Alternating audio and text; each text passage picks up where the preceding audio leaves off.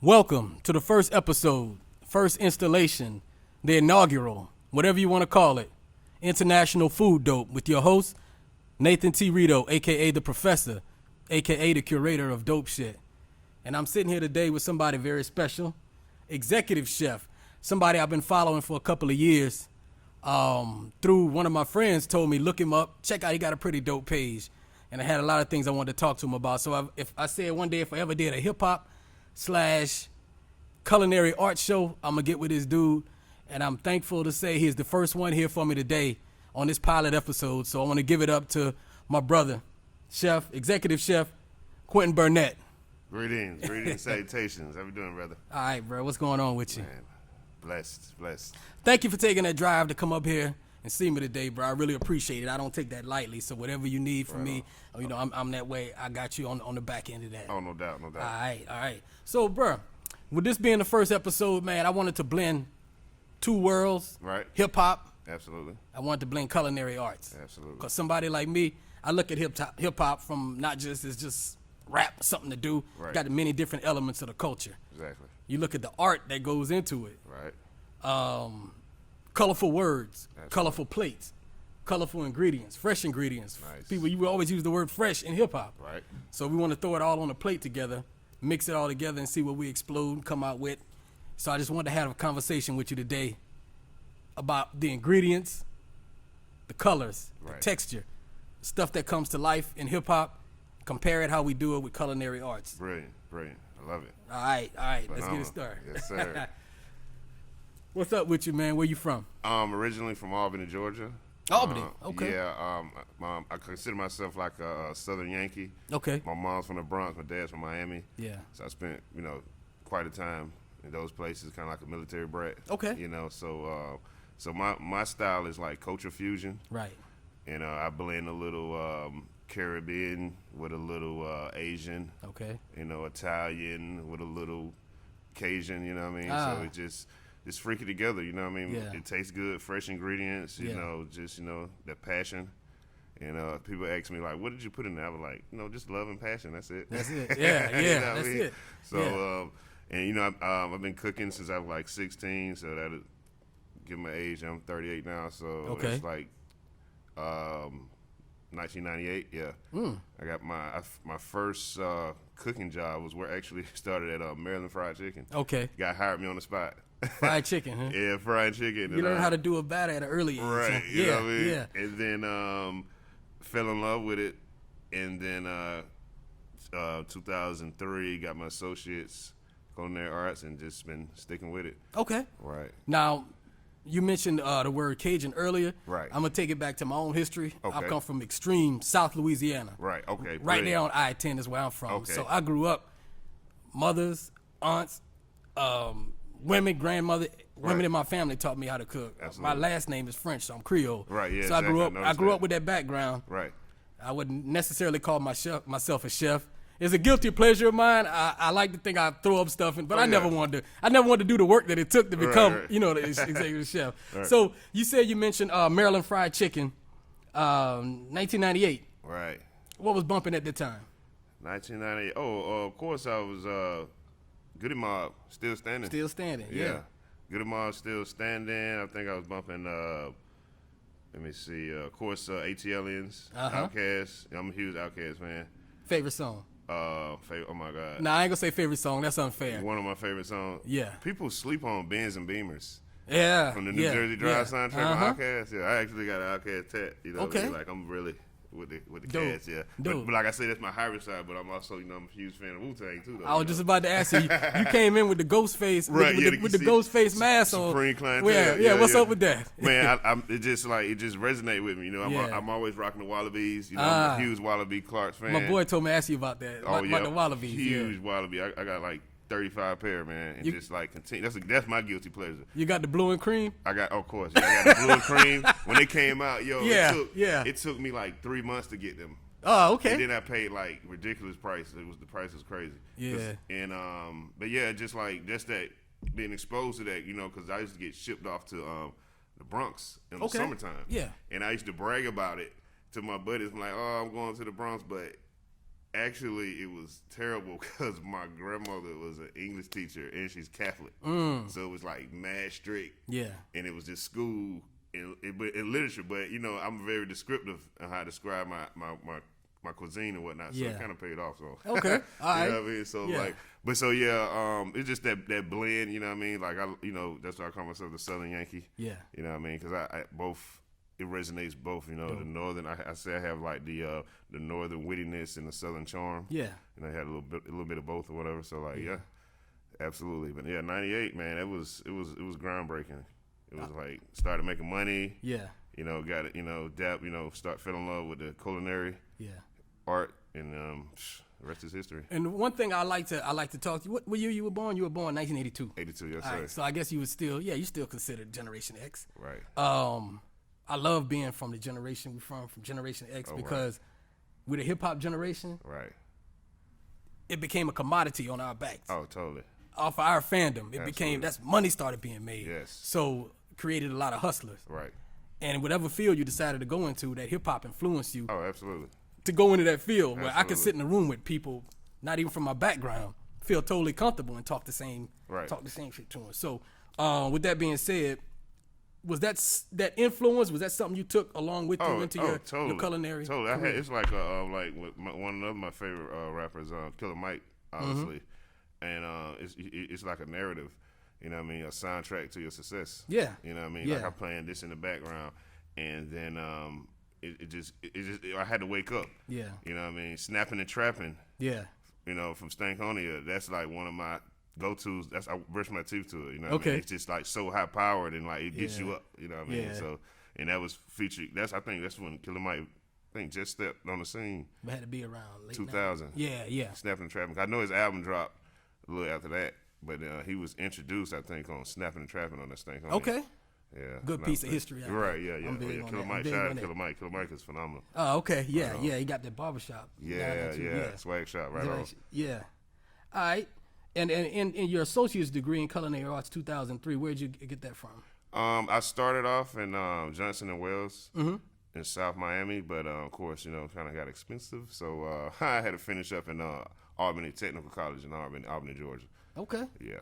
Albany, rap groups from Albany. Was it Phil Mob? Yeah, Phil Mob. Yes. I love them guys. Yeah. Smoke and Sean J. Yeah. That's pretty cool. I actually know Sean J. He's pretty cool. That's dope the way that cities, you take like Albany, not a traditional large metropolitan area, you can produce MCs that hip hop influence. Oh yeah, all over the world. And then like back in the '90s, like we used to jam to them, go to the shows and whatnot. Yeah. It was fun times. Yeah. So like you say, the '90s, man, like just growing up in the '90s, it was so much. Like I remember Goody Mob came to Albany State homecoming. And I had my mom drop me off, and it was just so riveting. Like you just see him on stage, I was just like starstruck, like seeing him, oh my god.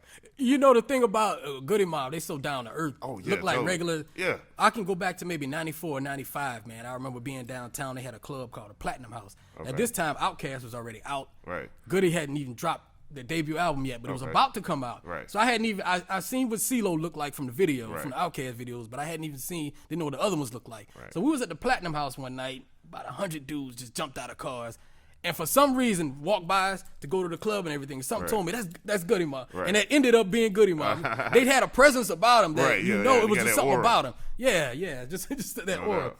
So let me go on and talk, man. I should have did this in the beginning because what I like to do.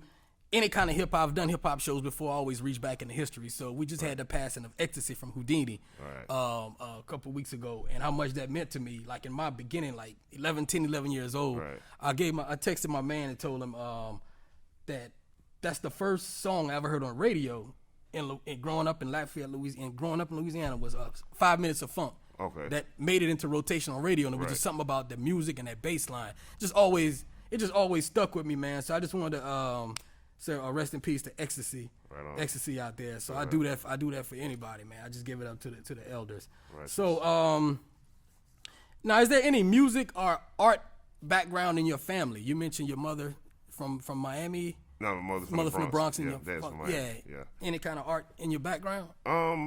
Visual arts and kind of abstract. My mom actually painted. She painted and did a little drawing like charcoal, the Right. pastels, and actually, in high school I did dabble in a little graffiti. Okay. That's the hint of Yeah. my business name. It's called Editable Graffiti, Yeah. Culinary Darts. Yeah. So I kind of like put a spin on culinary arts, darts, Yep. like razor sharp darts. I picked that up for me. Like, Right. that's why I said, man, that name is dope, bro. Right, That name is appreciate dope. that. And Yeah. then the graffiti, like actually, I dabble. My daughter, actually, it kind of sprinkled down now. Mm-hmm. She does painting. She's awesome too. She's 12 years old, and she does the painting with the pastel paints and the acrylics. Yeah. So that art is for an art form. So yeah, it's in us. It's in us definitely. Your first time putting your hands on ingredients, or what was it that you put your hands on? Your first experience, and no, just go ahead and. Oh yeah, it's answer that. funny. Yeah. Funny Yeah. story, man. It's it's like segue into that. I actually hated cooking because my mom, back in the days, I think my mom was pregnant with my baby sister. I was 15, Okay. and she would come home with swollen ankles, aggravated, irritated, and she would literally yell at me from the living room to the kitchen, Okay. and tell me to cook this, that, and third. And my first dabbling with cooking was shrimp. Okay. You know what I mean? Did like a Yeah. little shrimp scampi. It was simple, Yeah. it was quick, like salt, pepper, garlic, put a little wine in there, sneak a little wine in there, Yeah. you know what I mean? And hot skillet, and I was just fascinated how everything just came together. Yeah. And like I said, I hated it because I'm like, hey, I'm 15, I'm supposed to be being a teenager, you know what I Yeah. mean? I'm here cooking or whatever. Yeah. But then as I, see the look on people's faces when they tasting the food and enjoying it, the procedure, and I just like, man, it stuck with it. Yeah. And it just, came, that's for me. I'm kind of have like a compulsive kind of Okay. demeanor. Like I overdo things. Like, Right. I'm like, I'm a cook. Yeah. Get tattoos, grow my hair out. You know what I mean? Like it's just like Yeah. this is what I'm doing. You know what I mean? Yeah. So it's just like I'm just like kind of one sided like that. But yeah, shrimp. Okay. Hell yeah. I'm still messing shrimp up, man. I'm 47 and still can't consistently do shrimp. Oh yeah. I'm yeah. always messing shrimp up. The hot skillet, man. You gotta have that hot, Hot skillet. hot and ready, baby. Yeah. Now, what's maybe I think you just answered your first experience with hip hop culture. Okay. Because I remember growing up listening to my mom. She would clean up on Sundays and listen to vinyl. She was playing all the vinyl, talking about like from the Beatles, Rolling Stones, Luther Vandross. But like hip hop, funny. I would have to say that my mom allowed in the house at the time. It's funny, crisscross. Crisscross. Yeah, because my Okay. mom didn't like I said, my mom was raised. My grandma was Catholic. She was raised Catholic. Yeah. So she was like mad strict. Yeah. So like she didn't really. It had to be approved, but Yeah. like she listened to crisscross, and then she was like, okay, that's cool. And then I would probably say, let me see, maybe,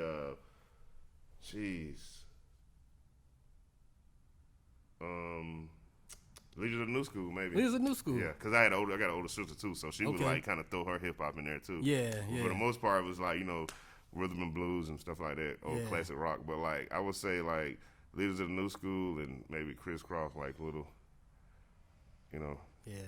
Now, when you were making that change from, from just a regular cook to chef, right. what was your first go-to dish when you became a chef? That go-to where you could never go wrong with? My thing, I like to challenge myself and get out of my comfort zone. Right. And what I shunned away from was desserts. Desserts. You know what I mean? Because Yeah. desserts is like, it's chemistry. Like, if Right. you don't put the proper ingredients in there, it can just be disastrous. But I started making like this phenomenal bourbon bread pudding. And it's like I can do it in my sleep. And it's Right. just like people eat it and just like, they like, I don't want bread pudding. And I make this bread pudding, and it's just people just, Yeah. salivate. And the funny thing you say about New Orleans, my actual chef, Right. he's the emeritus. He's from New Orleans. Okay. Chef Lionel Hughes. Shout out to Lionel Hughes. And he basically, I I like descriptive, like an analogy. He gave me my adamantium. You know what I mean? He broke me down Yeah. and built me up. Yeah. Because I became his sous chef, And then he took it away from me. Right. And then I just like spazzed out, and I was just like, from that day forward, I just started like trying to prove myself. You know what I mean? But he's an awesome guy. I love him to death. Yeah. You know what I mean? He's an incredible chef, and he's from New Orleans as well. Okay. And like he just instilled so much into me. You know what I mean? And then from that day forth, I was just like, you know, boom. Now, for people who don't understand, I've heard the term millions of times in my life. Sous chef. What exactly is a sous chef? So sous chef is to the Robin to Batman and Robin. Like if the executive chef is Batman, the sous chef is Robin. Yeah. It's like you gotta have if the executive chef is out, you know, sick or absent or whatever, right. The sous chef had to step up into place. Yeah. And it's basically the sous chef is like the key. You know what I mean? Yeah. But I mean I probably was, you know, joshing around and wasn't really taking it serious. So like he put it in my eye and like stripped it from me. Yeah. So by him doing it, I like paid attention. I'm like, oh my God, I'm BSing. You know what I mean? Like what? So like, but here I learned a lot from Lionel Hughes. He definitely gave me my anime. And another chef too is an awesome guy, Jabbar Newton. He's from Savannah too. Okay. And it's that coast, you know what I mean? That area, like Savannah is an awesome place. You know, New Orleans, awesome place. And the same Jabbar, influences. Yeah, exactly. So it's like Jabbar Newton. He definitely instilled a lot in me as well.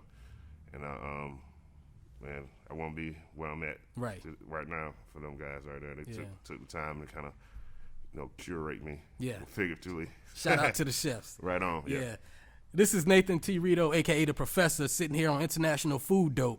First episode with executive chef Quintin Burnett of Editable Darts. Is that it? Yeah, editable graffiti culinary darts. Editable graffiti culinary darts. Right. It's a mouthful. Yeah. Yeah. All right, bro. So let me see. Technically speaking, what makes the perfect plate? Go ahead and throw some darts at that one. Okay, righteous. I love it. Okay, you gotta have balance. Balance. Balance. And I always think of color, texture, and obviously good flavor, you know. Yeah. And sometimes, you know, less is more. You don't want to like crowd your plate. Right. You know, you have a nice base. Yeah. You know, nice height, and then minimum width, because you don't want it too wide. Yeah. You know, spreading all over the plate. But that's what I do. And then, you know, I always think of sweet, savory, and acidity. Right. I'm always thinking of that when I'm cooking, sweet, savory, and acidity. And it just like, it's just, you know, it just kind of just, what does the French say? Je ne sais quoi. You know what I mean? But it just goes together, just like, it's just natural, you know what I mean? It flows well. You got your texture, you got your crunch, you got your crisp. You know what I mean? More things that's supposed to be moist is moist. Things supposed to be crispy is crispy. And it's just balanced. It's just like an equation. Yeah. Pythagorean theory. Yeah. Favorite MCs who provide everything you just gave us in the description. Oh man, the RZA dude.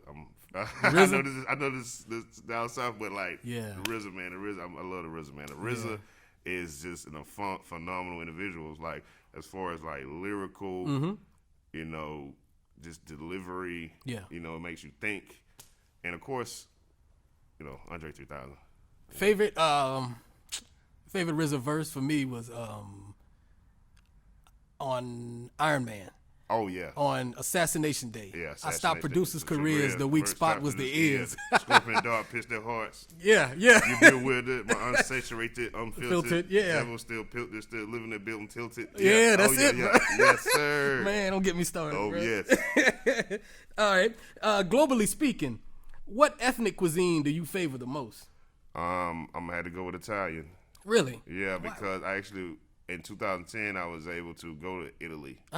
Yeah, talk about that. Yeah. My trip to Italy, man, it was incredible, man. I went with a buddy. He totally ditched me there because he was kicking it with these Italians, but he later got a restaurant.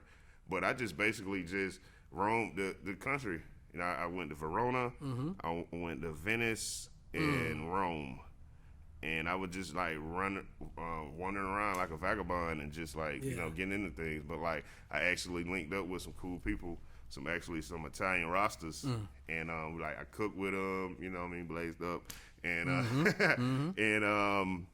it was great. It just the culture, it just everything is fresh, and they really don't like take life's too serious. Right. You know, they would like have a shop and like close in the middle of the day and be like, you know, we'll be back in an hour. Right. Forget about it. You know what I mean? Like, Yeah. they don't care. It's like, Yeah. you know, they wake up drinking wine. Yeah, you know what I yeah. mean? It's just like, it's just uplifted. You know, it's uplifted people. Like, you know, they was very hospitable people, man. You know, shout out to the Italian. Actually, I was kicking with Sicilians. Sicilians. Yeah. What was her name? Costanzo. Yeah. Okay. Marissa Costanzo. Shout out Now, to Marissa.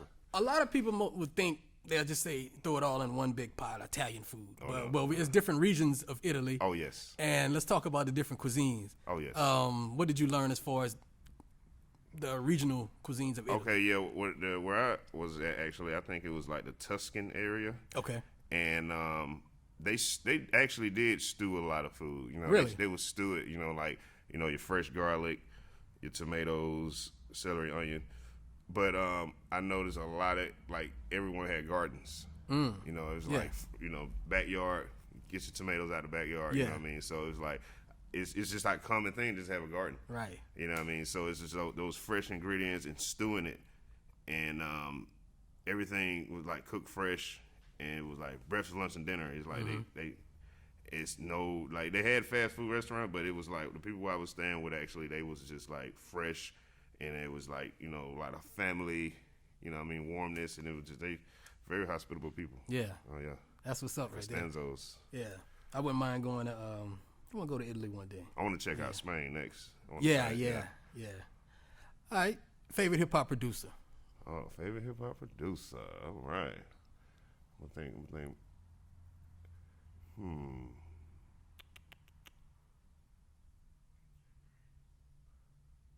Oh, yeah. Yeah. You got to go with Jay Prince. Yeah. Jay Prince? Jay Prince. Is he produce? He ain't a producer. He not a producer? No. Okay, well, okay. Executive producer. Executive producer, okay. Shout out to the studio audience. Right, yeah. Organized Noise. Organized Noise, that's right. Organized Noise, yeah. Rico Wade, Sleepy Brown. Hell yeah. That's what's up. Yeah. So I got a shirt, man. I give it up to my brothers from the South all the time. Right. They get the bottom and the last to be thought about. So I got a shirt with my top 5 producers from the South, man. I got the Manny Fresh, Right. I got Pimp C, N.O. Joe, Organized Noise, and Beats by the Pound. Okay, yeah, Beats by the Pound, yeah, recipe, yeah. Yeah, so that's where I'm at with mine, man. I just think everybody just offers just something totally different. Yeah. And as I had on my other show, man, I talked about the different, although people might speak of the South in one thing, Southern hip hop. Oh yeah, no, it's the, like a gumbo. the Southern region is so vast, It's super and vast. each region has their own Yes. flavors, their own tempo, totally. their own everything to rock with. Totally. And I appreciate everything. That's why I just try to learn about every city, man, just Right. what they got, Right. and take it for what it is. Totally. And I think we're just gonna, just keep it moving like that. Now what's I asked you what's your first go-to dish. Now, any chefs or techniques that came before you were spoken to 2 already that you admire, that you watch their stuff and say, shit, I gotta get that down, or I gotta learn that. Game up, yeah. Like I said, desserts. You know what I mean? That's the go-to. Is like people. You can have your salad, your entree.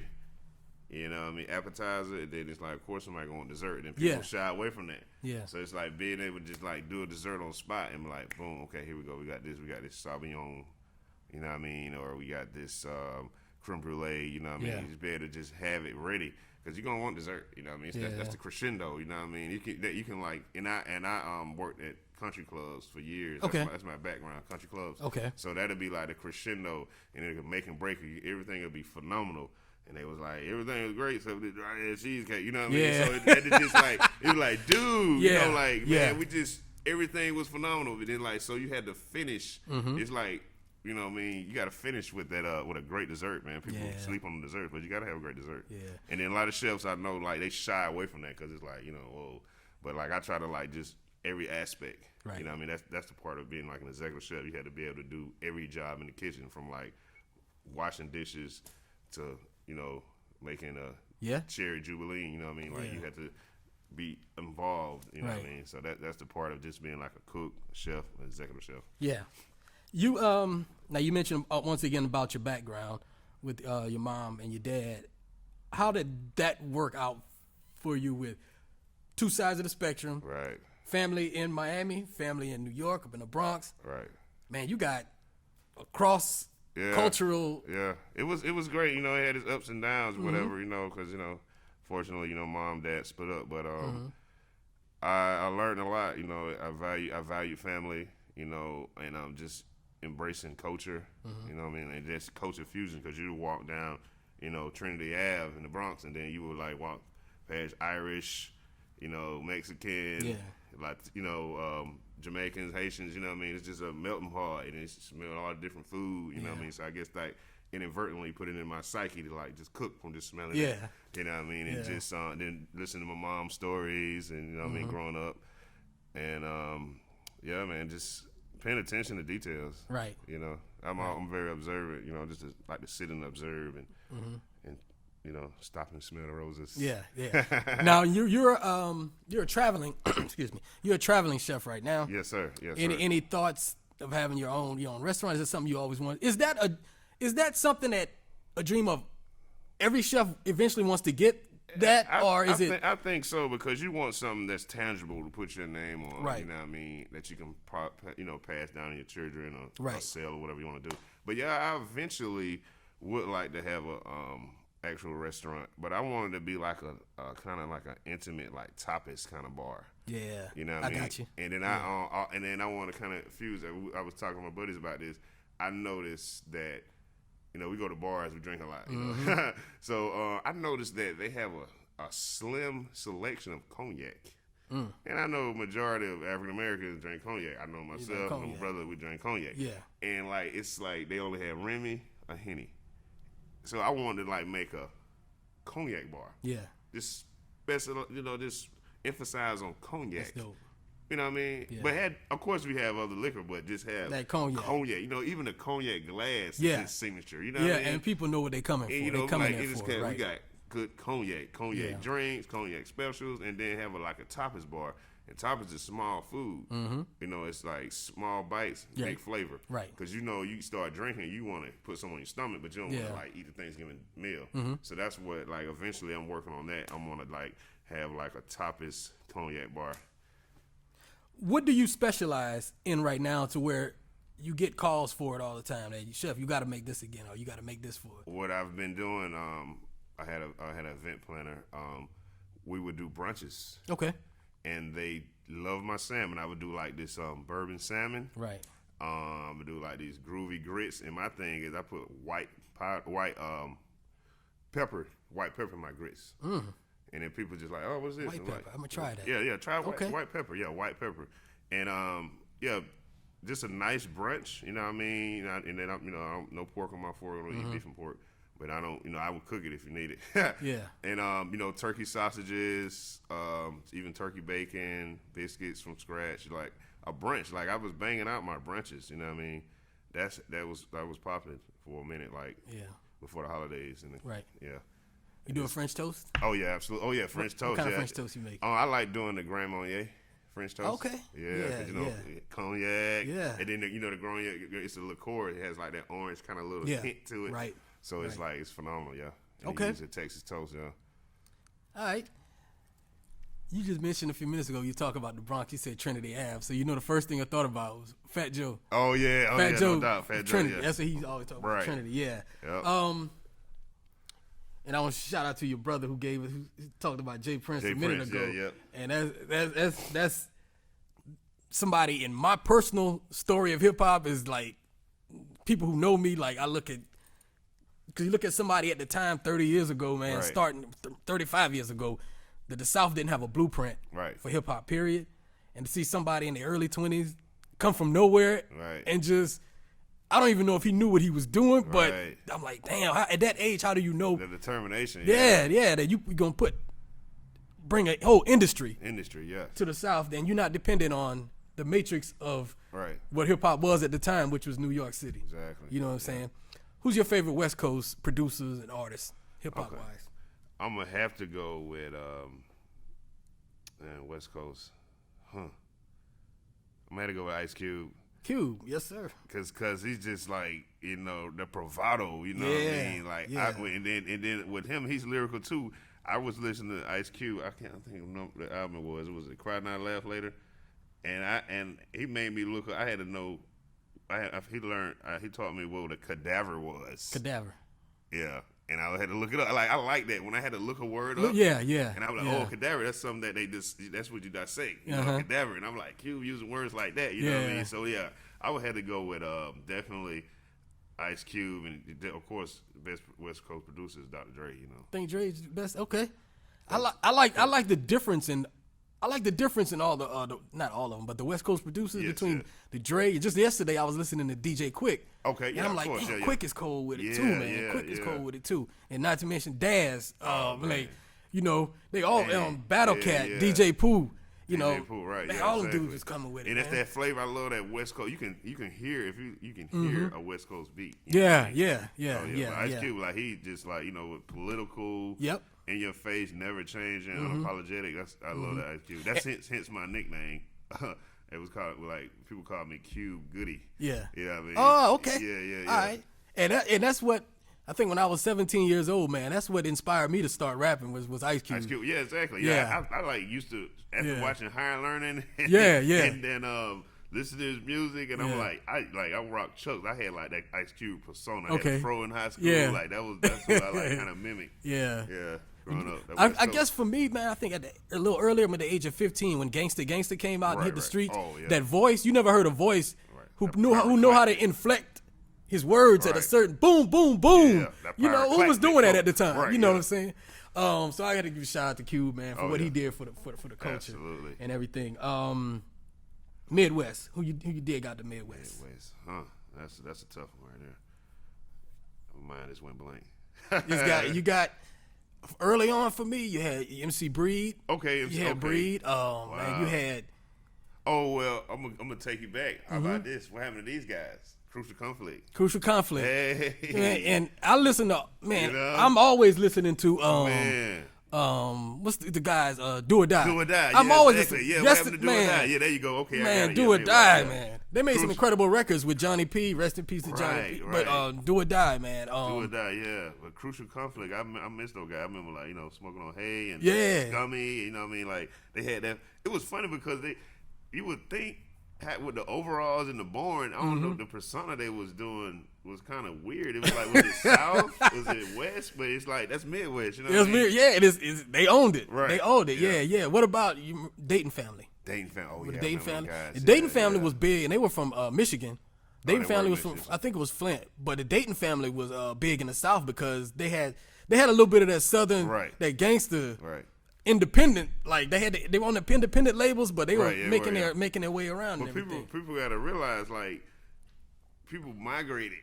Yeah. You know, back in the day, like back in the Motown era, you know what I mean? Like, they was from the South and then they moved up there. Yeah. You know what I mean? So they always had them Southern roots. The Industrial Revolution, That's why people, like, kill me while they shun on the South. Like, I like it all. Like, I was like, because, you know, you want to go, when people go to vacation, where they go? They go to Miami Beach. You're not going to vacate on Coney Island. You know, you kidding me? if somebody from LA visit their cousins, they've gone to Louisiana. Right. Somebody from New York visiting their cousins, they going to North Carolina, Virginia. You know what I'm saying?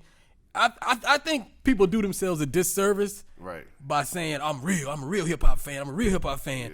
To not be open to everything that was offered that came through the culture, because everything's not gonna sound alike. Everything's not gonna sound alike. You know what I'm saying? So I'm sitting here with executive chef Quintin Burnett, and let's talk about your business, man. Yes, sir. How's that going for you? It has its ups and downs, right? But you know, this crazy pandemic, like they said. Pandemic. I heard Cujo Goody say that. The pandemic, but basically, you know, people call me and they book me, and let's say you want to do an intimate dinner with your wife or your spouse or whatever, and I'll come and sketch out a menu for you, and boom, execute it. And actually, I have an event Saturday, I think in Marietta, and it's for 4. Okay. And it's like everyone gets different. I'm doing a paella for one woman, and the other one she's getting steak. and then I got a vegetarian dish I'm doing, and I'm thinking a pasta dish I'm doing. Right. And it's just like some good friends, you know what I mean?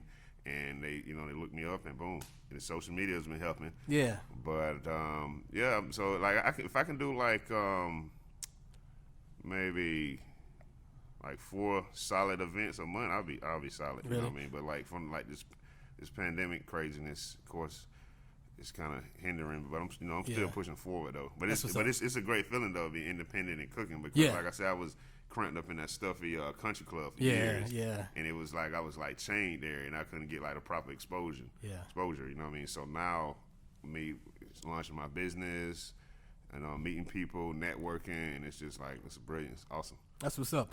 So if I called you, Right. Chef, I want to set up anniversary dinner for me and my wife. Give me a sample of something you would. Oh yeah, totally. sketch Yeah. out. Would I put, if you like, first I would ask you, what are you into? What are your dietary issues? Like, what are you into? Like, are you allergic to shellfish?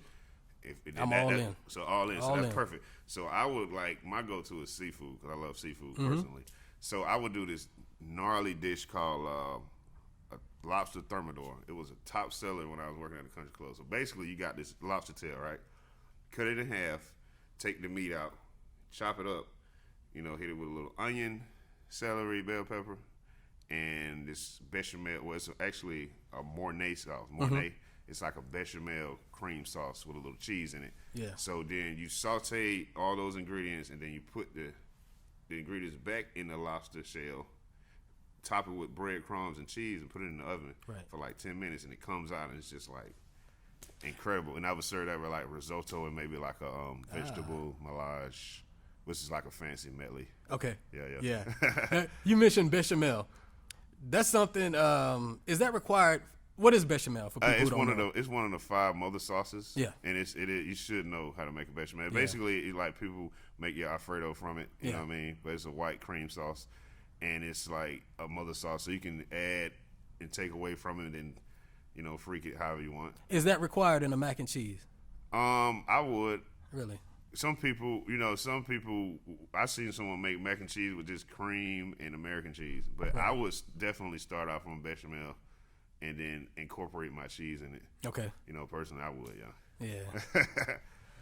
Your favorite DJ? Okay. Favorite DJ? Cause that's a lost art. It is, Somewhere man. along the line, people stop scratching in records. Yes, sir. Stop putting it down. Oh, I got one for you. DJ Cutmaster Swift. Cutmaster Swift. He's Big Boy's DJ. Outkast. Okay. Cutmaster Swift. Cutmaster You need Swift. to check him Yeah. out. Yeah, check him out. Yeah. All right. DJ Cutmaster Swift. Yeah.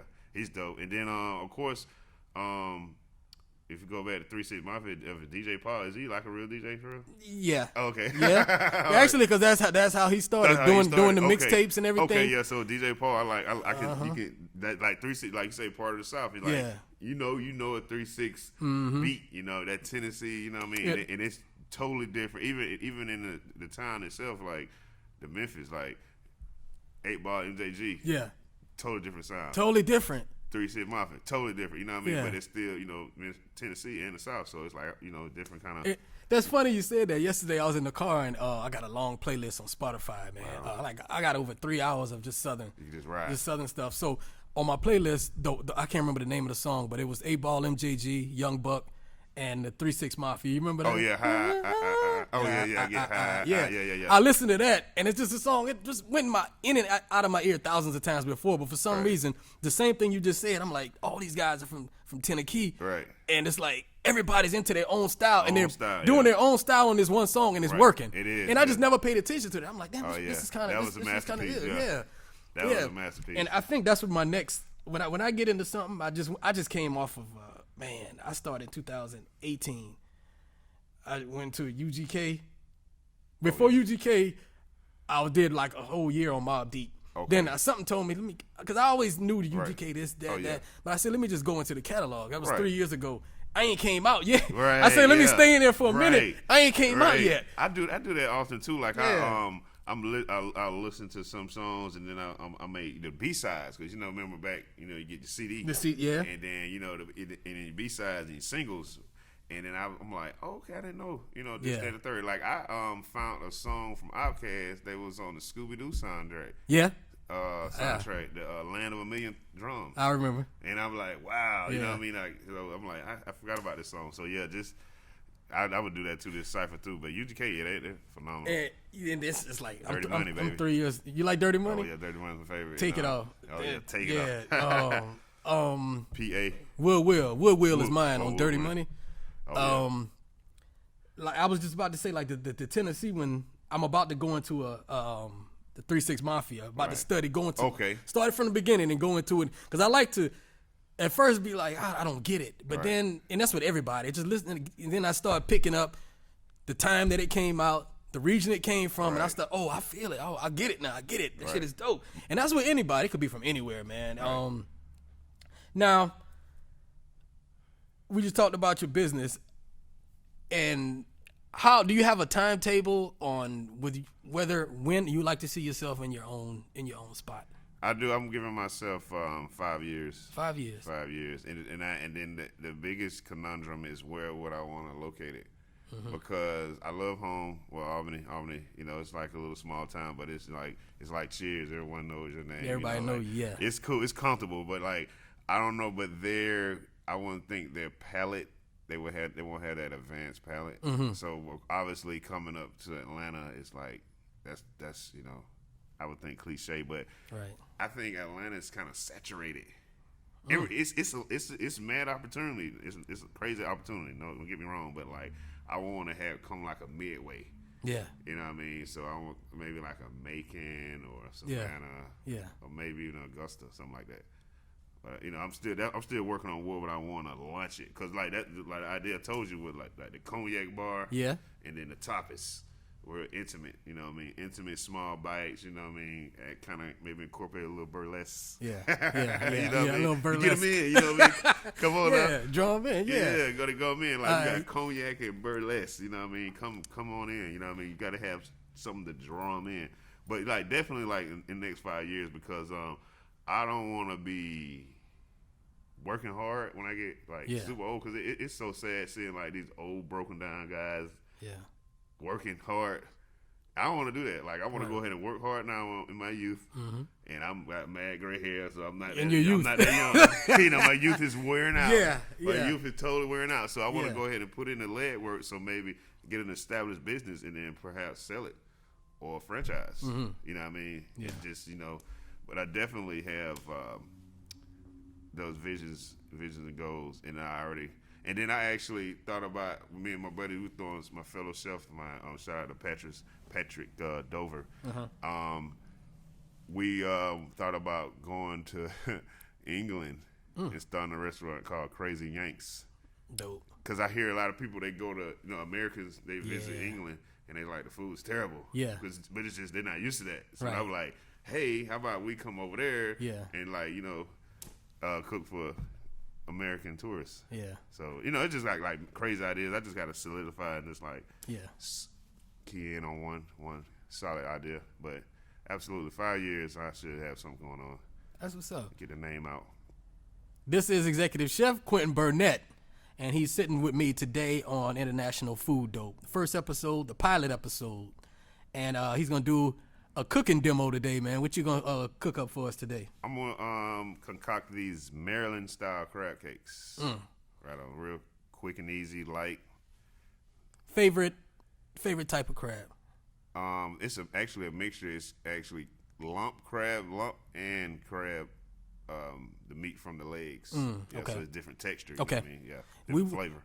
We was kids, man, going to the Gulf of Mexico, catching them blue crabs, and I've been having a taste for blue crabs a lot lately. I've been wanting blue crabs. Blue crab. Yeah. Oh, shout out to my buddy Chef Glenn down in Albany, Albany Fish Company in the Flint. They do this amazing blue crab. You know what I mean? And they have fresh seafood. You can go in. You can actually just buy your seafood, or you can get it cooked.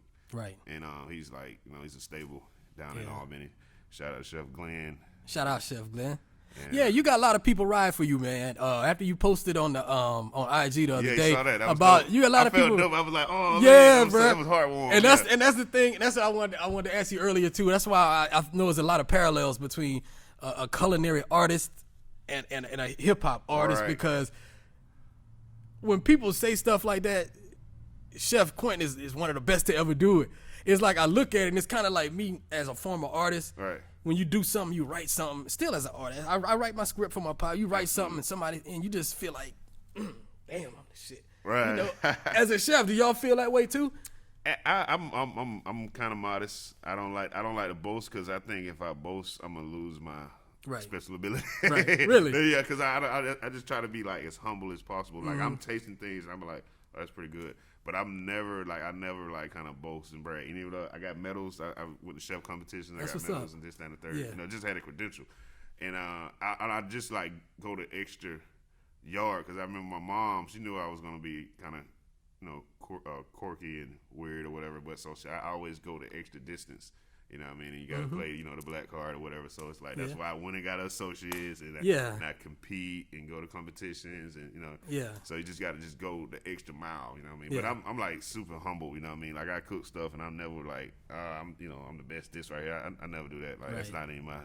That's what's up. That's like, I think that's kind of like tacky. I'm sure there are those who do that. Yeah, because that Chef Ramsay kind of all that rubbish, you know what I mean? Like, but like, I'm like, and I'm not the kind of chef that's like, oh, I can't give you this secret recipe. I'm like, dude, it's nothing new under the sun, man. Right. Like you just added this to it, or you added instead of mayo, you did Miracle Whip. Wow, whoop de whoop. You know what I mean? So it's like I show when I was like in the country clubs and I would train people, I would show them everything I know because like someone showed me. So then I can like shout out, like I said, my previous, chefs, you know what I mean? Like Lionel and Jabbar, so like so when they're, doing their thing, they be like, okay, Chef, Quinn, Chef Q taught me this right here. You know what I mean? Like I have my homegirl, actually it's funny, her name is Shaka Khan. Shout out to Shaka Khan. Yeah. She's from Mochi, Georgia. And she said she working, I think she's launching her business or whatever, and she was like, "Yeah, you such an inspiration." I was like, "Wow, I didn't really know that." I was just like, just being, nice, courteous. Every chef doesn't have to be an asshole. Right, right. We get crazy. It's like a lot on our mind. And, we get a little overwhelmed, but you don't have to be a bad guy. You can be cool. Yeah. Because I consider myself like a rock star. Cause you mentioned quirkiness earlier. Yeah, a few minutes ago. Quirky. Do you think that's a prerequisite for any chef? You have to have that quirkiness in you. It's that crazy artist, like Andy Warhol type. Yeah. You know what I mean? Basquiat, you know what I mean? Yeah. Because just to make it come out, they have that vision, you know what I mean? That's what's up. Right, I feel that. Yeah. I think that makes like a kind of courageous chef. All right. Chef, I'm going to let you close out in a second, but before I do, because you mentioned Outkast earlier, and I wanted to say, shout out Outkast. I recently bought the AT Aliens on vinyl. Oh, yeah, I got that too. You know what sounds good, man, on vinyl? The Decatur song. Decatur song called The Crib. They say, breeze, I said, man. What? Big man got popped in his Benz over. Yes, sir. Cool man, breeze. Shout out to Freddie Calhoun, man. Yeah, bro. That's so awesome. Oh, man. Well, go ahead and close us out, man. Thank you for being here with me today. Yes, sir. Thanks for having me. Sitting with me on International Food Dope. And for everybody out there that's listening, this is a new show that I created to bridge the world of hip-hop and culinary arts. So if any executive chefs, restaurateurs, or food influencers, get at me on IG at the Professor73 or Food Dope Podcast, and we can make that happen. And I'm going to let my man, executive chef Burnett, close us out. All right. Thanks for having me. It was a pleasure. Just special shout out to Big Willie down at Delgate Country Club. Shout out to my buddy Detroit Dave. Shout out to buddy K, my brother KD. Man, numerous, too many people to. This special shout out, man. Everyone that helped, all my supporters. You know what I mean. Check out Edible Graffiti, Culinary Darts, and peace. Thank you, sir. And this is the Professor, Nathan T Rideaux. And remember, you'll never understand the weight this culture carries unless you live the life. And I live the life. Peace. Righteous. Chef Quintin, preparing some Maryland-style crab cakes. Alrighty. First, start off with fresh lemon. Gotta roll to get those juices flowing.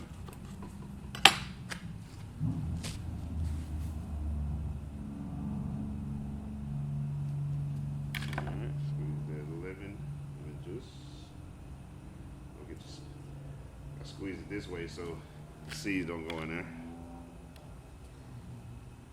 All right.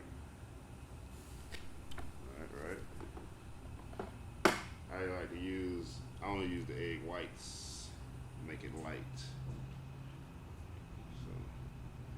you don't need a whole egg, just 3 egg whites will be suffice.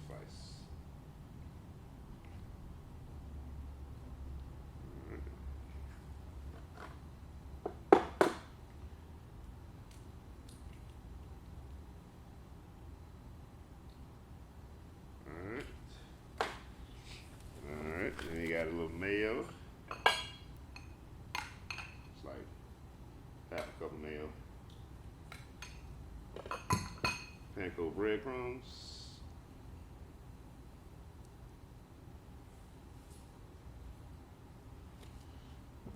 Alright.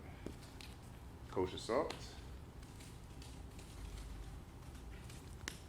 Of course, the classic Obey.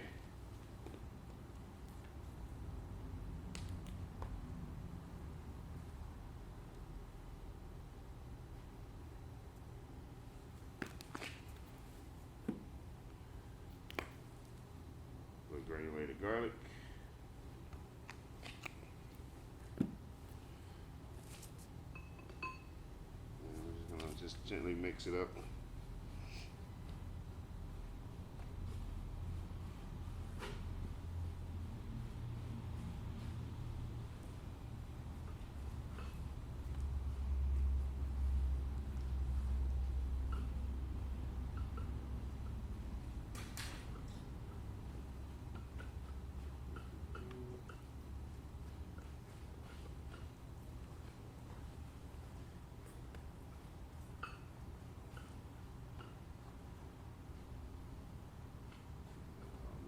Together.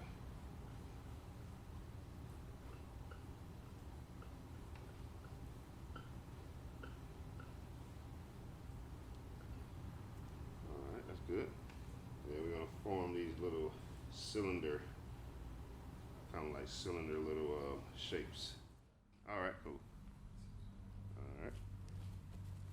We're using this truffle oil. Just gives a nice little signature flavor.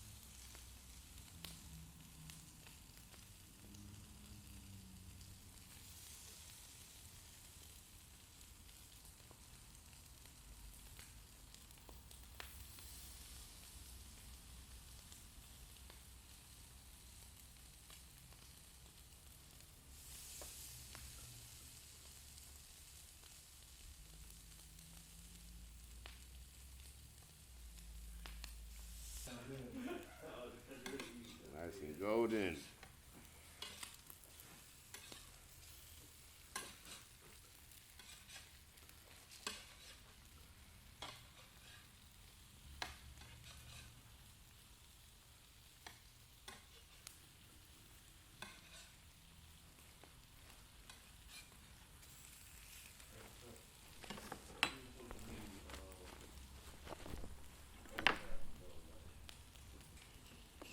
Yeah, I'm making a little lemon garnish, lemon spiral garnish. So you can squeeze a little lemon juice on there. In the midst of those cooking, make a quick little coleslaw. Super simple. Use the rest of this mayo. Toss it in with my coleslaw mixture. A little classic Lowry season.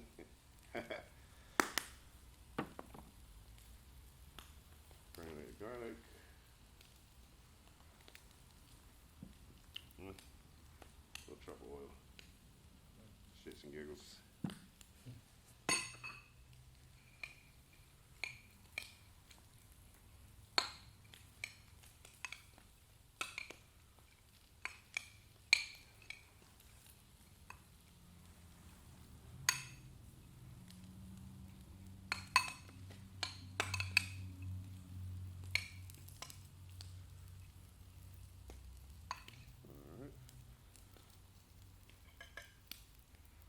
That'll be that base.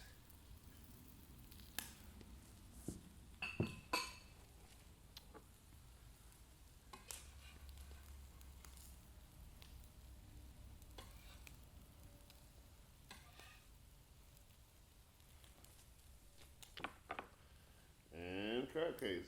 Voila. Executive Chef Quintin Burnett. This is FoodDope. Berlin style crab cakes.